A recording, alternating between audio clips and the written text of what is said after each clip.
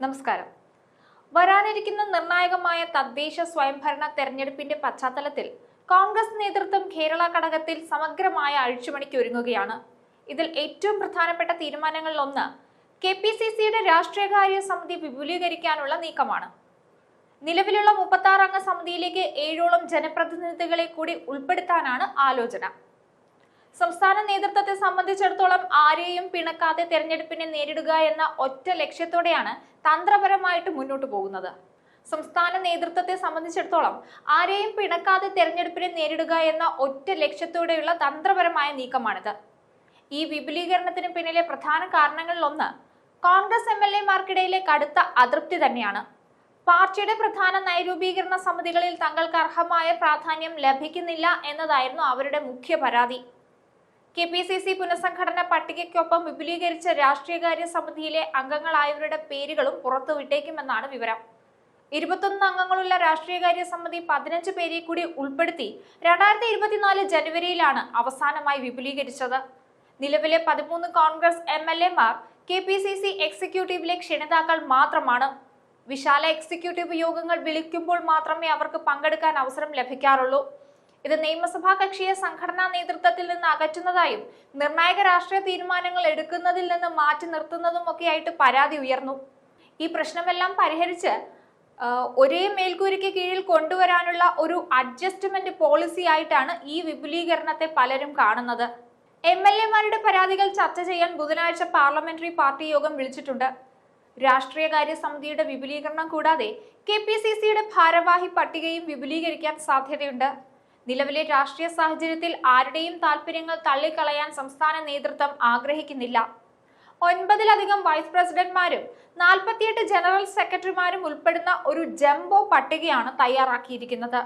സ്ത്രീകൾ, യുവാക്കൾ, ദളിത് വിഭാഗങ്ങൾ എന്നിവർക്ക് അർഹമായ പ്രാധാന്യം നൽകുക എന്ന ഹൈക്കമാൻഡ് നിർദ്ദേശം പാലിക്കാൻ ശ്രമിക്കുന്നതിലൂടെ പാർട്ടിയുടെ സാമൂഹിക അടിത്തറ വിപുലീകരിക്കുക എന്ന നയം കൂടി നേതൃത്വം മുന്നോട്ട് വയ്ക്കുന്നു.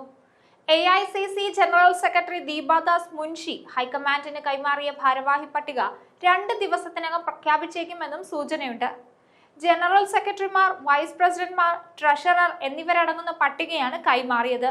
നിലവിലുള്ള ജനറൽ സെക്രട്ടറിമാരിൽ പകുതിയോളം പേരെ ഒഴിവാക്കി 23 പുതുമുഖങ്ങളെയാണ് KPCC തയ്യാറാക്കിയ പട്ടികയിൽ ഉൾപ്പെടുത്തിയിട്ടുള്ളത്. പ്രവർത്തനം വിലയിരുത്തിയ ദീപദാസ് മുൻഷിയാണ് ഒഴിവാക്കലിൽ തീരുമാനമെടുത്തത്.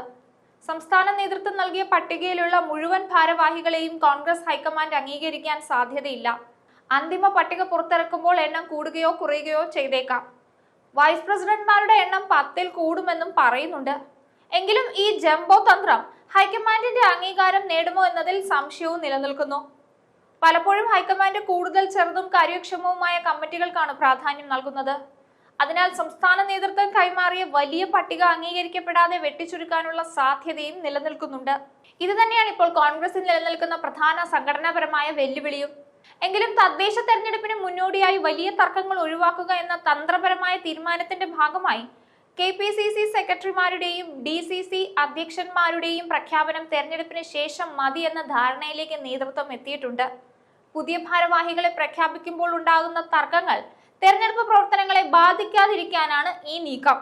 KPCC രാഷ്ട്രീയകാര്യ സമിതി വിപുലീകരിക്കുന്നത് ഒരു താൽക്കാലിക വെടിനിർത്തലാണെന്ന് പറയാം. ഇത് നിയമസഭാ കക്ഷിയുടെ അതൃപ്തി കുറയ്ക്കാനും ഗ്രൂപ്പ് സമവാക്യങ്ങൾ താൽക്കാലികമായി പരിഹരിക്കാനുമുള്ള ഒരു തന്ത്രമാണ്. തദ്ദേശ സ്വയംഭരണ തെരഞ്ഞെടുപ്പിന് മുന്നോടിയായി സംസ്ഥാന കോൺഗ്രസ് നേതൃത്വം സ്വീകരിച്ചിരിക്കുന്ന ഈ സമമായ സമീപനം ഒരു രാഷ്ട്രീയ അനിവാര്യതയായിട്ടാണ് പലരും കാണുന്നത്. നിയമസഭാ കക്ഷിയുടെ അതൃപ്തിക്കൊരു താൽക്കാലിക ശമനം നൽകാനും എല്ലാ ഗ്രൂപ്പുകൾക്കും ഭാരവാഹിത്വത്തിൽ പങ്കാളിത്തം ഉറപ്പാക്കാനുമാണ് ഭീമൻ പട്ടിക തയ്യാറാക്കിയിരിക്കുന്നത്. എന്നാൽ കാര്യക്ഷമതയ്ക്ക് പ്രാധാന്യം നൽകുന്ന ഹൈക്കമാൻഡിന്റെ അംഗീകാരം ഈ വലിയ ലിസ്റ്റിന് ലഭിക്കുമോ എന്നതാണ് കാതലായ ചോദ്യം.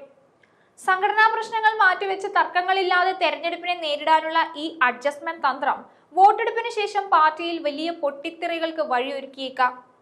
അതിനാൽ കോൺഗ്രസിന്റെ ഐക്യം ഒരു തെരഞ്ഞെടുപ്പ് താല്പര്യം മാത്രമായി ഒതുങ്ങുമോ എന്ന് കാത്തിരുന്ന് കാണാം.